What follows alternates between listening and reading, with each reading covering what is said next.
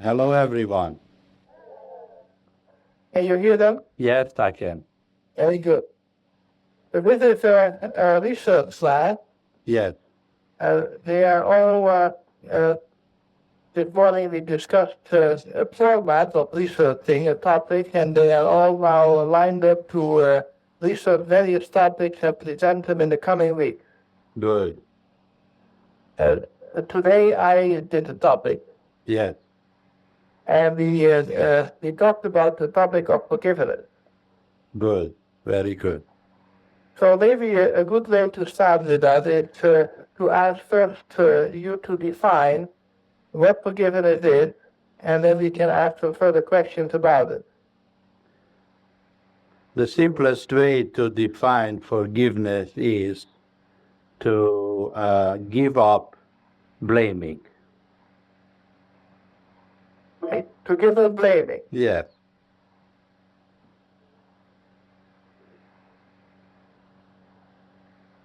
Blaming is the same as resentment. that's right. That's right. As long as we blame someone for anything, we are angry and resentful, and we are desirous to punish or get even or to hurt somebody. And of course, usually we hurt ourselves.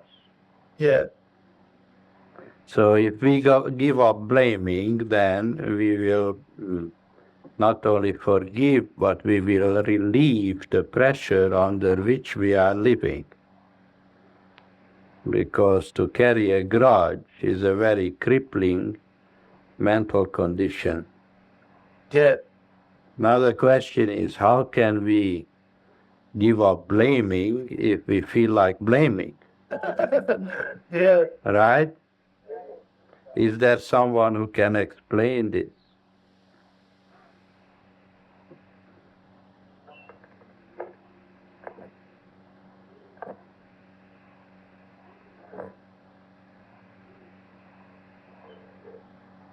We are trying to get our wires free here. Yes. You have your wires crossed. All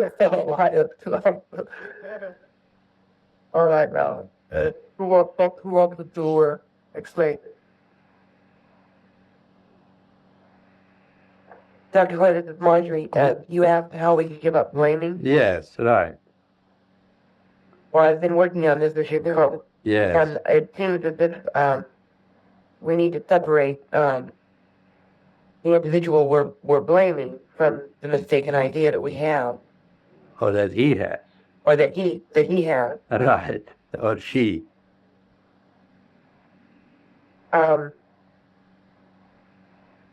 We have certain ideas about how others should treat it or not treat it. Or should have. And therefore I know I have a tendency to blame others if they don't treat me right, or I'm disappointed in them for not treating me right. Yes. Yes. And this idea, or these ideas that I have about how people should treat me, come from my parents, or past ideas. Yes, of course. Right. So when I come across a resentful idea, or wanting to get back at somebody for not treating me correctly or something, Yes. then this stems from the mistaken idea that I think that this is the way I should act. Well, that's part of it.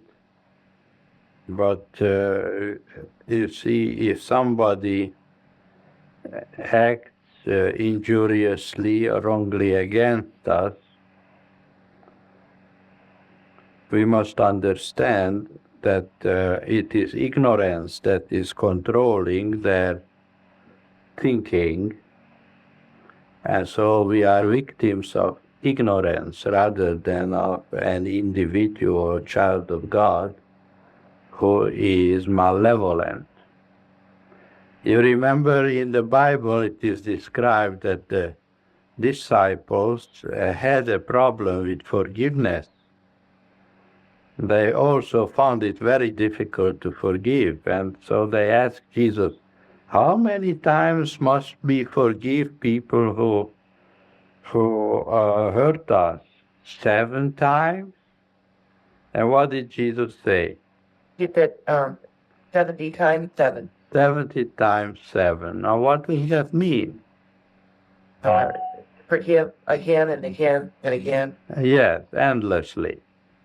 Now, how is this possible? This is what I would like to know. Well, I had such an experience this week, and it did dawn on me what I was suffering from. And so this morning during our conference before we talked to you, I had a resentful, angry, kind of like I wanted to get back at an individual or pool, and at work I got back at her, and yet it came back to me with it seems as if I have a cold or a loss of sore throat or something, you know. I seem to be suffering from this idea. It occurred to me, this is what is occurring, and I can see that I would like to know how to forgive. Yes, you see, what you're describing reminds me of tennis. Tennis? Yes, you give back, and they give back, and then you give back, and right. That's right. Well, of course, it is only possible to forgive 70 times 7 if we understand that forgiving people, we're not doing them a favor, we're doing ourselves a favor. Because if we don't forgive, we are hurting ourselves. Because we carry a grudge, and that's no way to live. So we must forgive endlessly, continually. We must forgive our parents, we must forgive our siblings and our friends and our enemies. Now the question is this possible? And if it is possible, how can it happen? What does it take? Here, of course, when Jesus said to the disciples, they have to forgive 70 times 7, he didn't go into details as to how to do it. But later on, he explained how one can forgive. And he said, love thine enemies, bless them that curse you, do good to them that hate you, and pray for them which despitefully use you and persecute you, that ye may be the children of God. But see, as long as we hate someone or carry a grudge, we are not able to be conscious spiritual beings, because a spiritual being is a manifestation of love intelligence. Now, most people would say that this recommendation by Jesus is a preposterous demand. How in the world can you love your enemies and bless them that curse you, etc.? Now, is it really preposterous? It is only preposterous if we don't understand the whole process of forgiveness. And even we don't understand love. What do you think is the highest form of love?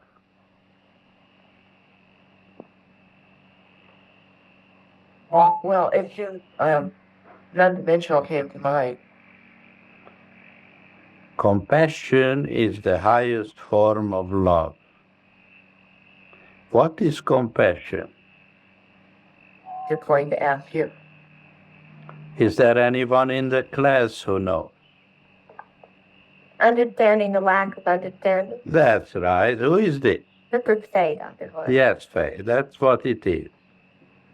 If we understand that our adversary is not a child of God, but ignorance, which has taken control of his thinking,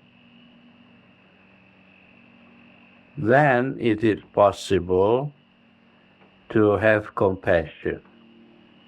And compassion can love the enemy. And anyone who has attained the ability, the capacity for compassion, is greatly blessed by the fact that he will never have to suffer the burdens of carrying a grudge against someone. So actually, forgiveness is very important for everyone to learn and to practice and to be mindful of all the time, no matter how difficult it may be. Now, an interesting thing happens when we become interested in the issue of forgiveness. Would you like to know what happens? Yes. People who are sincerely interested in the process of forgiveness begin to discover that suddenly they keep remembering long forgotten hurts from their childhood. Suddenly they remember things which they have never thought of, the ways they were abused or maltreated. It is almost as if a lid of a Pandora's box would be opened up, and these memories begin to seep through and come into awareness. It is almost as if they came to be forgiven. See, as long as there is a desire to blame and to punish, these memories remain repressed. But the moment there is a readiness to forgive, then the memories come up. And in metapsychiatry we have a saying that which is not remembered cannot be forgotten. Is this clear? Yeah. In other words, before we can forget something, we have to remember it. And the readiness to forgive will result in a spontaneous and gradual lifting of repressions. Does everyone know what repressions are? Tell us again. Repressions are memories which we are afraid to remember.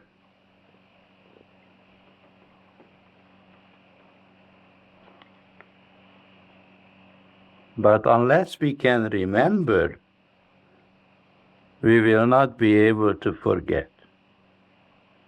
And that's the great blessing of learning the mystery of forgiveness and being sincerely interested in it. Are there any questions? Yes, Dr. Hora, this is Vern. Yes, Fern. You mentioned that blame and resentment has to do with wanting to hurt the other person for having hurt us Yes, or get back. yes, And that when we forgive, we're the one that is benefiting, yes, not the other person necessarily, but us. yes, It seems though that I was thinking of the meaning of holding on to resentment for so long. It yes. seems like there's a thought that we don't want to let the other guy off the hook. Oh, yes, that thought is there. But sometimes our grudge is so great that we are afraid to become aware of it, that it would destroy us. And in that case, what happens usually, that we develop compulsions. Like, for instance, today somebody told me that she had a sudden compulsive urge to scrub her entire apartment sparkling clean. And she went over her apartment and worked herself into a frenzy of cleaning up everything in a compulsive way. And as she was doing that, she was being aware of a tremendous resentment against her mother. Now, by compulsively cleaning the house, she tried to protect herself from being overwhelmed with this hostile, angry memory of some childhood harassment or being tyrannized by her parents. So this kind of compulsiveness is a cover-up of an emerging or threatening memory of an emotion, an undesirable emotion. And there are other forms of compulsion. I may have spoken to you about it. Yeah, it would be overeating or... Right, that could be, or being compulsively nice, right? Or something else. There are many ways. Whenever we are compulsive about something, be it work or affection or stamp collecting or something, a compulsion is always a cover-up of some undesirable memory. What makes it so difficult to admit our anger to those that we love? Well, it is very embarrassing. Either it is embarrassment or it is a fear of being overwhelmed. It seems to me that it is here. But those that we love and also those that we blame. Yes, almost never be connected. Of course, and that creates a conflict, a difficulty. But the moment you have committed yourself to a sincere desire to forgive, then the memories can come out. And you become aware of them, you remember them, you experience them in a measured and continuous way, and as you proceed, every time you become aware of something, you forgive. And as you keep forgiving, you are realizing a greater and greater peace, assurance, gratitude, and love. And you are healed. By forgiving, we are healed. And we discover compassion, which is the greatest wonderful gift of God, of being able to love those that we believed to have hated or resented or carried a grudge, or even our enemies we can love, because compassion is understanding the lack of understanding. A truth that, as we have it now, that forgiveness those that we love is harder than forgiveness to forgive our enemies. Yes, of course, there are various degrees of difficulty in this process, but anyone can be healed of these problems. And by the way, if we are not we have not learned to forgive, and we carry some malicious, angry thoughts about someone, that can break through within us in the form of a physical disease. And that is an additional point which makes it so very vital to learn the art of forgiveness. That question came up this morning. What the meaning is that the resentments are usually expressed physically. Yes, we don't dare to become conscious of them in our thoughts. So, symptoms, physical diseases are just thoughts manifesting themselves on the body because they are too dreadful to be faced up to in consciousness.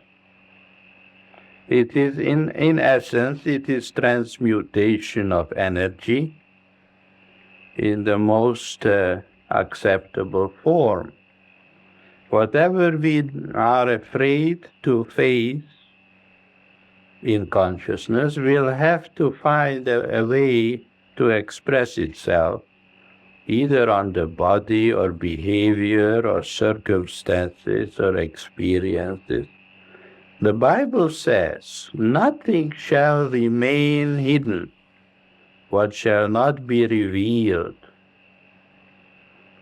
So there in the Bible already there is an indication of the fact that whatever is repressed has a tendency to manifest itself one way or another.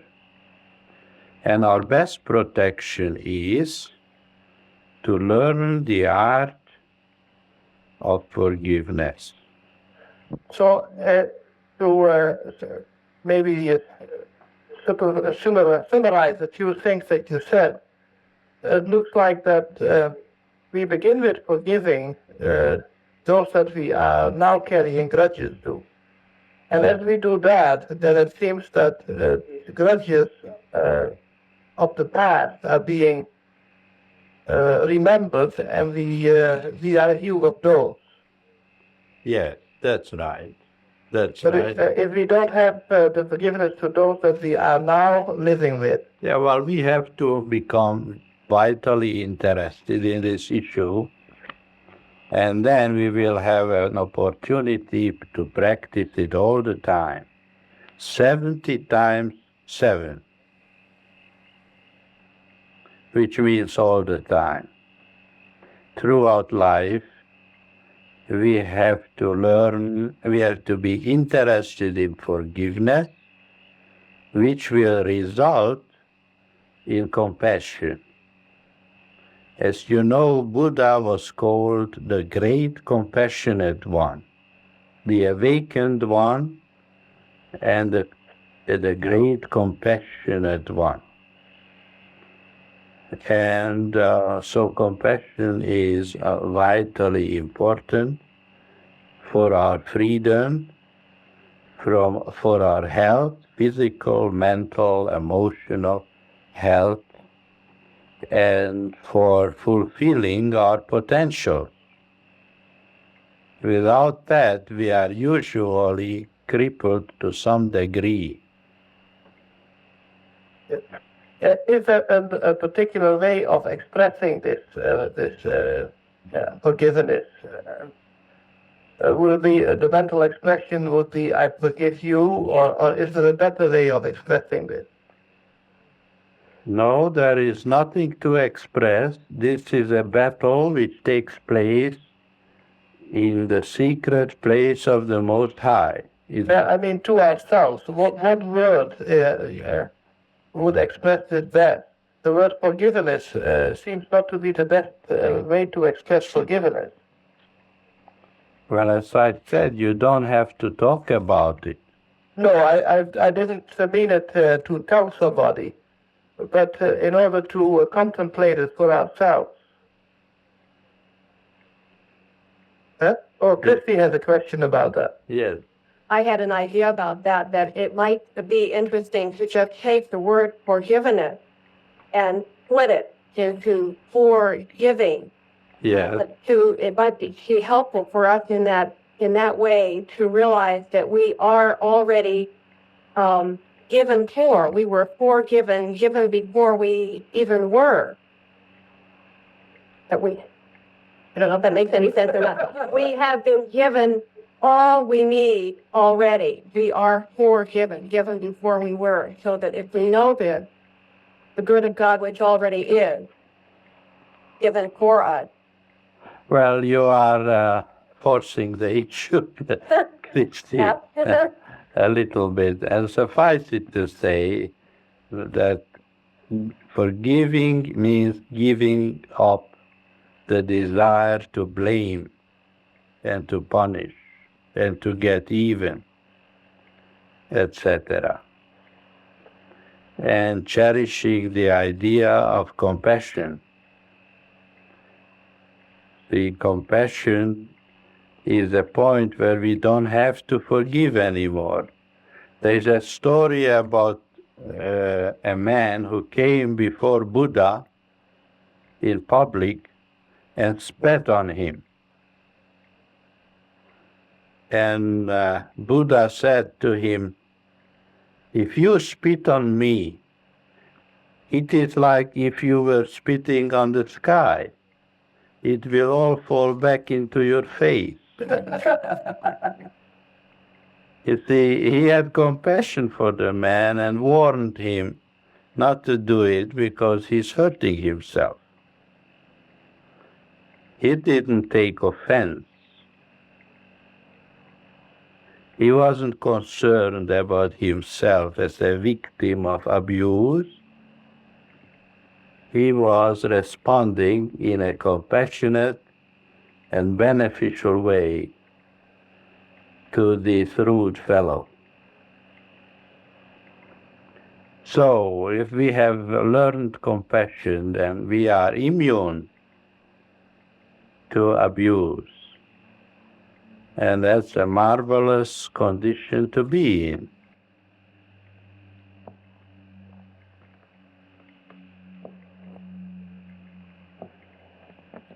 Dr. Hora? Yes. A little earlier, we were talking about any truth that we feel or read can be the truth that be very flat until it has a particular meaning for us. And it seems that there is an element in the development of compassion or understanding forgiveness that has to do with our understanding that the object of our blame does not know. And then we can see that what the act was that was injurious to us was an act of their lack of understanding. We have said this before in this group quite frequently, but that seems to be the very essence of forgiveness, is to be able to understand that they really do not know. Right, of course. Of course. We call this separating the tares from the wheat. Are you all familiar with the parable about the tares and the wheat? I guess you are.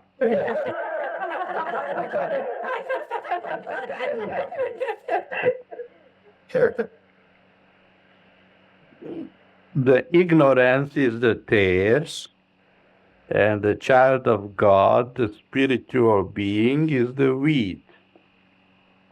And in the process of forgiveness, we separate the ignorance, the ignorant ideas and motives from the perpetrator, so-called. And thereby, it is much easier to forgive.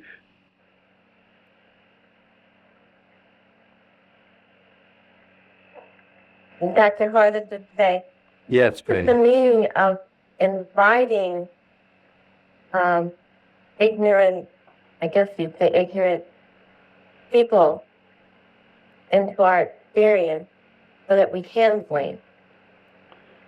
Yes, sometimes if we are loaded with bitter resentment against our parents or some individuals from the past, and we are very angry and we don't know what to do with it, then anybody who is willing to be abusive towards us is welcome, because we have a desire to be able to express some rage, and that will give us a good excuse.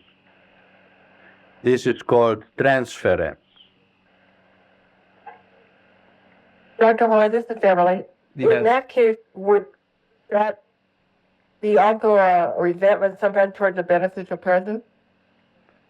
Well, it is possible, yes, but it's rather rare that someone would be angry at a beneficial presence. But it is theoretically possible.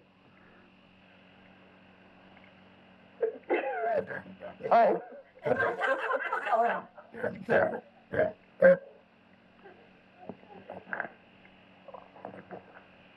Dr. Hora, this is Elizabeth. Yes, Elizabeth. Does having someone in the past that you haven't forgiven, does that interfere with your spiritual growth or spiritual progress? Definitely, Elizabeth, definitely. How would one become aware of who that individual might be? Suddenly, people whom you haven't seen for years may turn up, call you up on the phone and ask to see you. And something like that can happen. People really...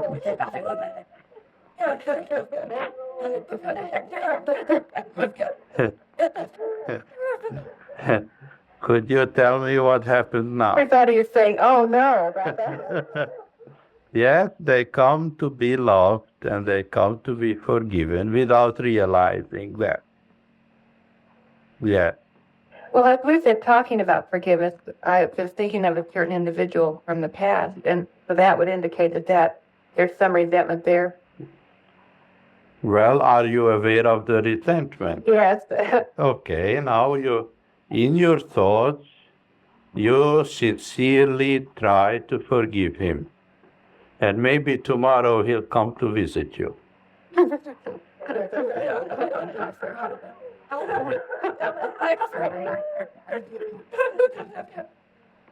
That seems unlikely, but Well, anyway, you just keep forgiving everyone that you have ever carried a grudge against, because that will heal you and set you free for further growth, spiritual growth, which is very important.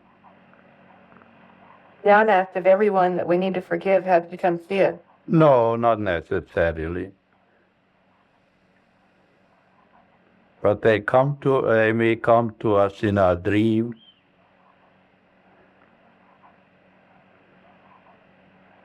Dr. Hora, this is Heard. Yes, Fern. When the resentments have to do with just the daily interactions or comings and goings for family members, Yes.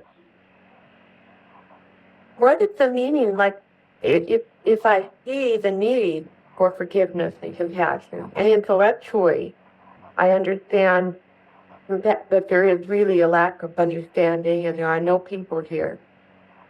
What's the meaning of clinging to resentment or having it come back again and again and realizing that you are still seeing people as people and blaming it?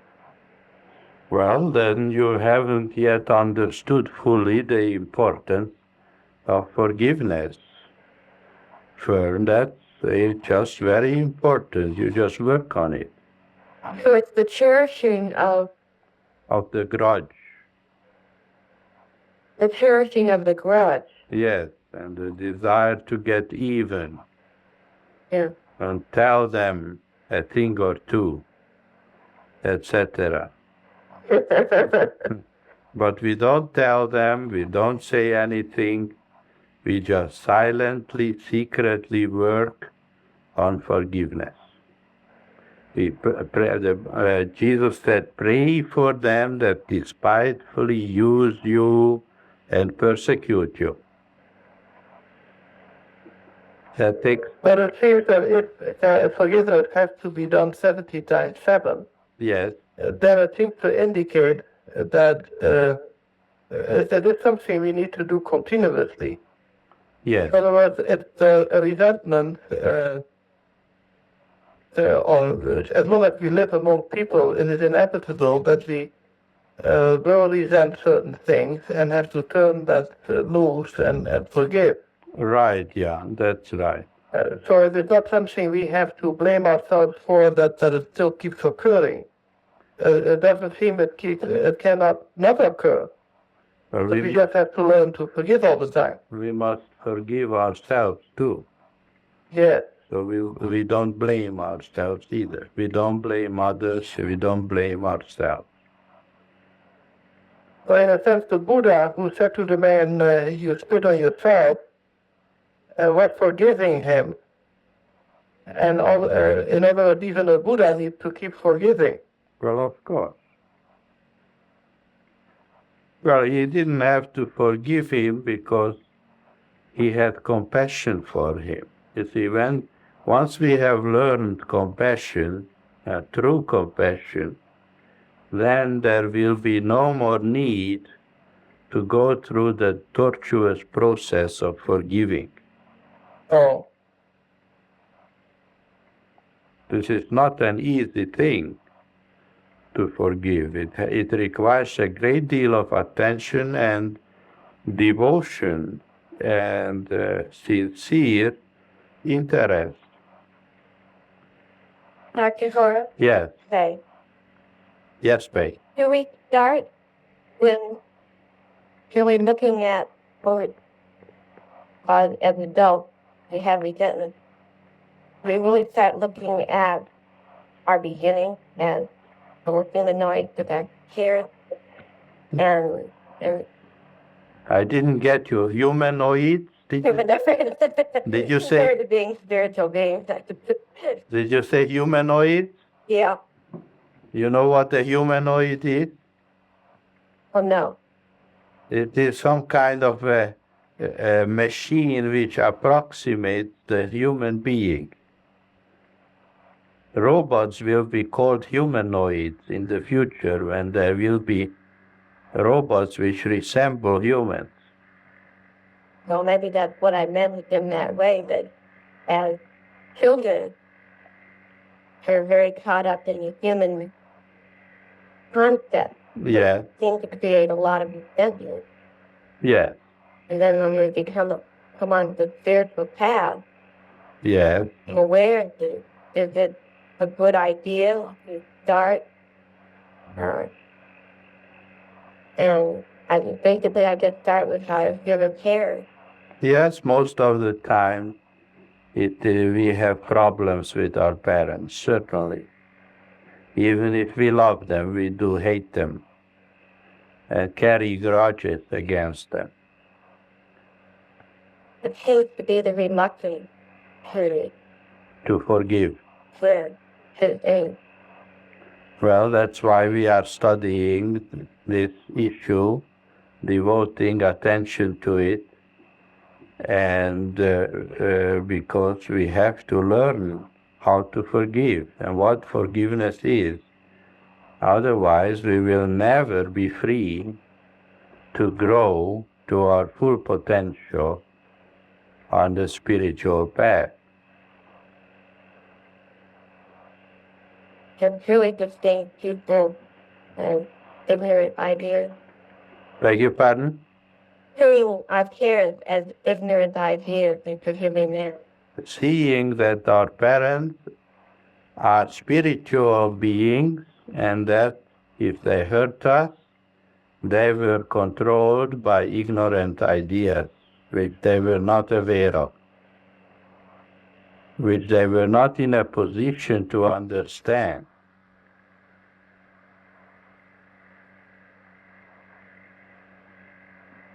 Thank you. You're welcome. Dr. Hora, this is Carol. Yes, Carol.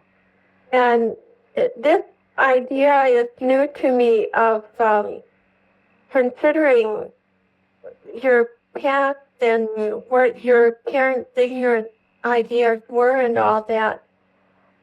And is it helpful then to consider or try to sort out what ignorant ideas from your parents you have carried on? Well, of course, that's part and parcel of growing spiritually, getting to be aware of our thoughts and constantly evaluating them, whether they are valid, existentially valid or invalid. That's where metapsychiatry begins. So that we can learn to understand what is reality and what is just fantasy or ignorance or invalid ideas.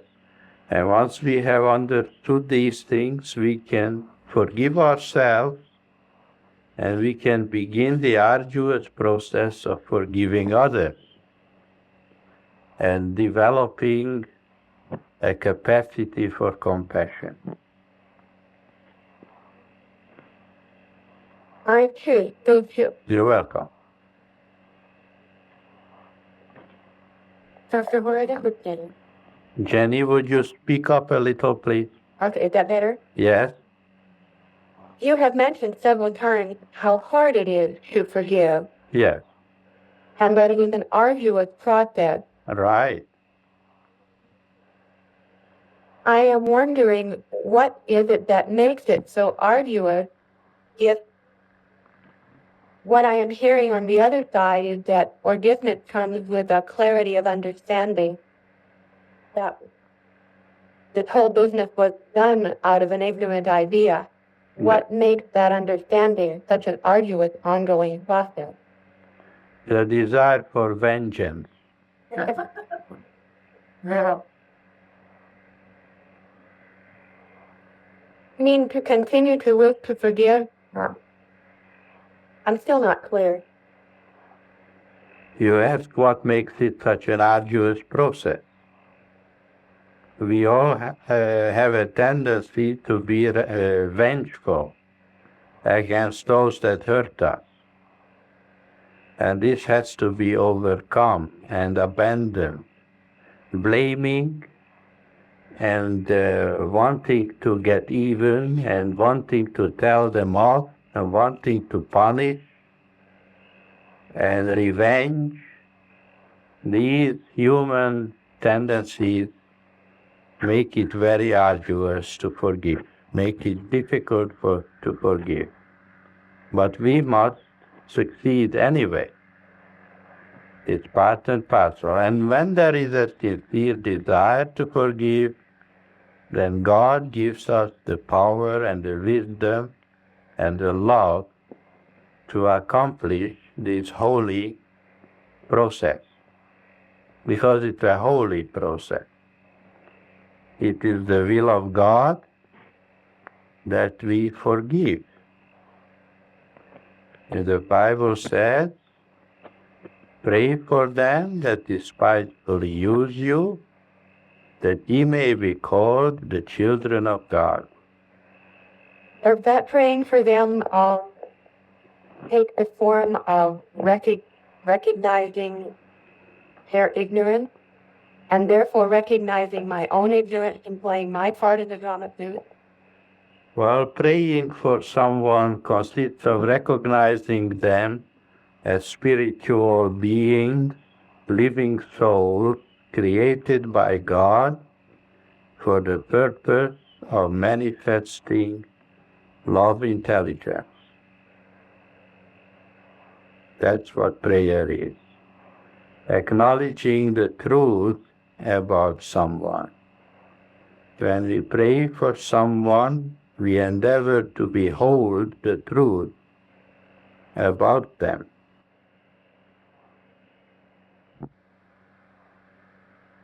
You heard of the prayer of beholding, right? Yes. Well, that's what it is. Does the process of forgiveness remain arduous if that has been clearly seen at one time? Well, the arduousness diminishes with the degree of our sincerity and understanding.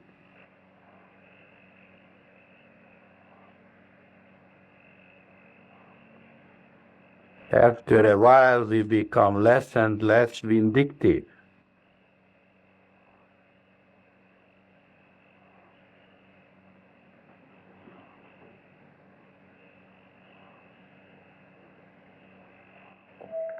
So to say, what is the meaning of revenge?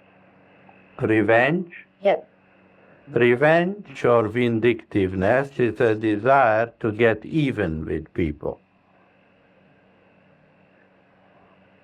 What do we want to get even? What do we want to get even for? Whatever they seem to have done to us. You know, in the popular belief, there is a saying, don't get mad, get even. Have you heard it? There's also some kind of a liquor ad that says the best revenge for living is living good. The best revenge Yeah, is living good living well is good. by getting drunk. Get right. That's one solution. That's regal.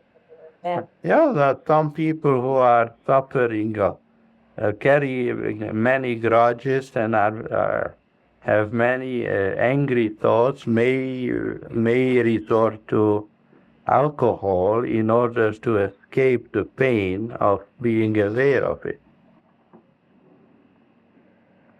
You described this example in the book about these people living in Greenwich Village. Yes, In squalling, getting even with their parents. right. So it can actually result in a whole mode of being. Oh, definitely, of course.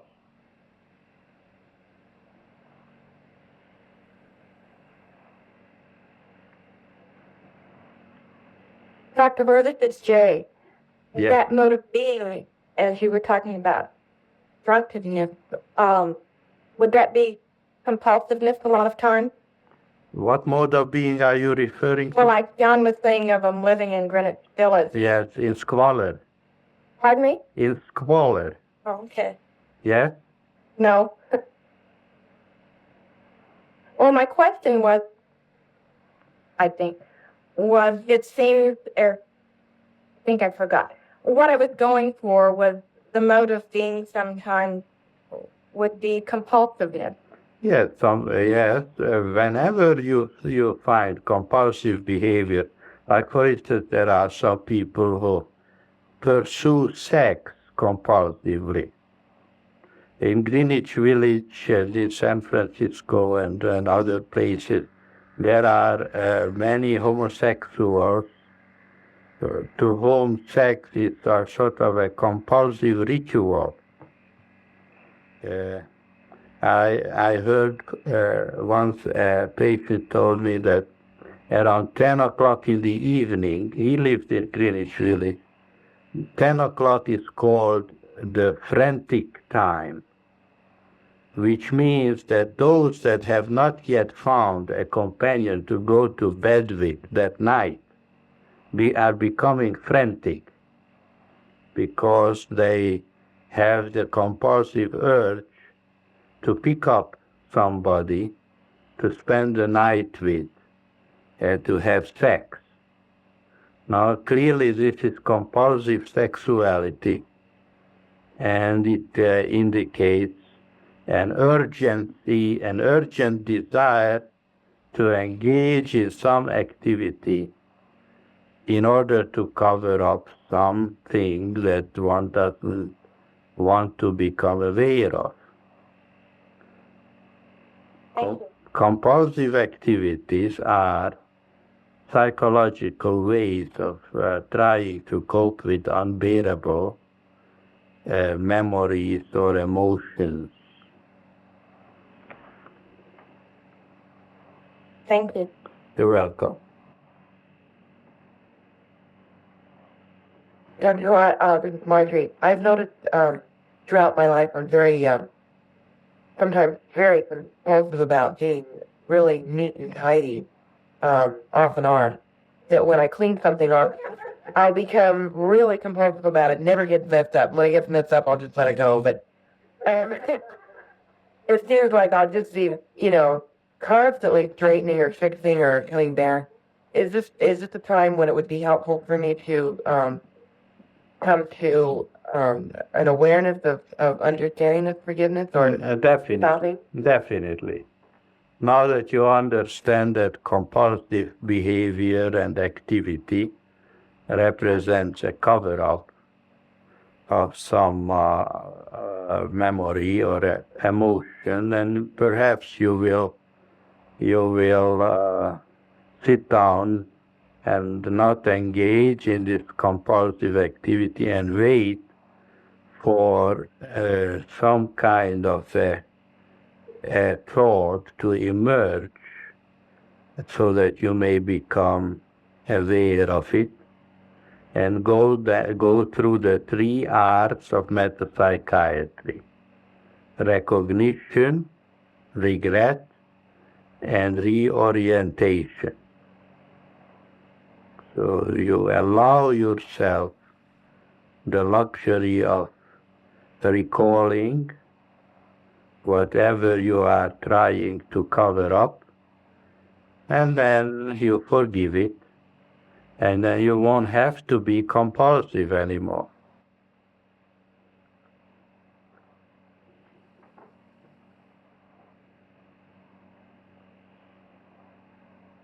Dr. Hora, this is Sandra.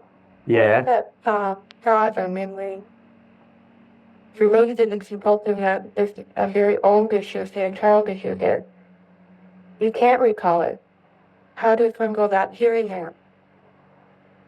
As I explained to you, when you become sincerely interested in forgiveness, whatever is important for you to remember will come spontaneously into awareness, and you will remember. So it's just important then to become interested in compassion And right now right, in our life, and those the Right. past will come forth to be healed. exactly. That's the great dynamic impact of a sincere desire to practice forgiveness. Dr. Hora, this is Alexandra. Yeah. What is the meaning then of people who have been through different types of primal or any kind of extensive therapy and have been able to bring back these memories Yes. and they'll continue then with their compulsive behavior such as any alcoholism or anything like that? And the kind of people who would say, well, I've been through that and I've been in therapy and I've looked at those things and all the memories have come back and that sort of thing. What is the meaning of having those memories then in front of them and still not having completed with it? Yeah, this is an excellent question. I'm glad you asked. It shows up the fact that remembering, if you don't have God, then you have no place to go with those memories. So instead of them being repressed, now you are consciously aware of, but you cannot forgive them. You don't know what to do with it. It's still bothering you, because without God, you have no place to go. You see? Yes. Thank you.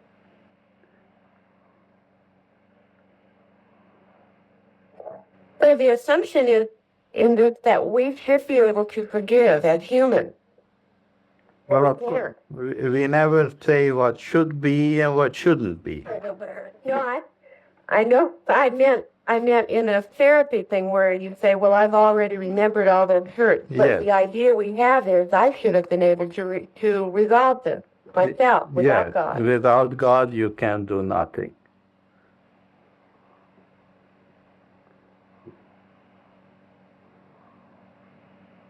You see, very often various psychoanalytic therapies recommend that you go and express your rage against the people or against your parents, and perhaps even punch them in the nose, and you will feel better. You know, the idea is that what you have kept bottled up, you let it out and hurt those people, hurt them back, and then you will feel better. But this is, of course, not forgiveness, but a perpetuation of the conflict. And there is no healing in that. There is just temporary relief, followed by guilt feeling and self-loathing. You wind up not only hating the people who hurt you, but you begin to hate yourself for having hurt them back. There is no solution without God.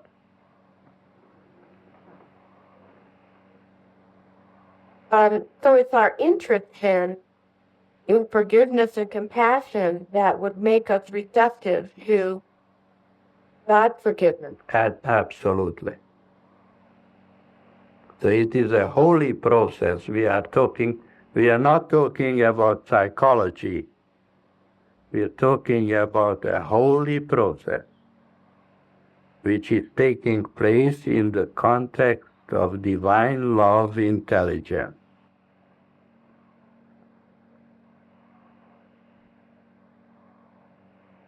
So, what is it about the knowledge of God that makes it possible to forgive? It is the knowledge of our true identity as living souls, as being here for God, as spiritual beings, that makes it possible to forgive. Then we see ourselves at once in an entirely different context. Well, of course. Right. And we drop the context of the interpersonal. Yes, definitely. Sure. So there's no blame possible anymore. What we see ourselves in the context of God. Yes, that's right. And without that context, it's not possible because you keep seeing yourself there as a person between these other persons. That's right. So psychoanalysis cannot really help us there.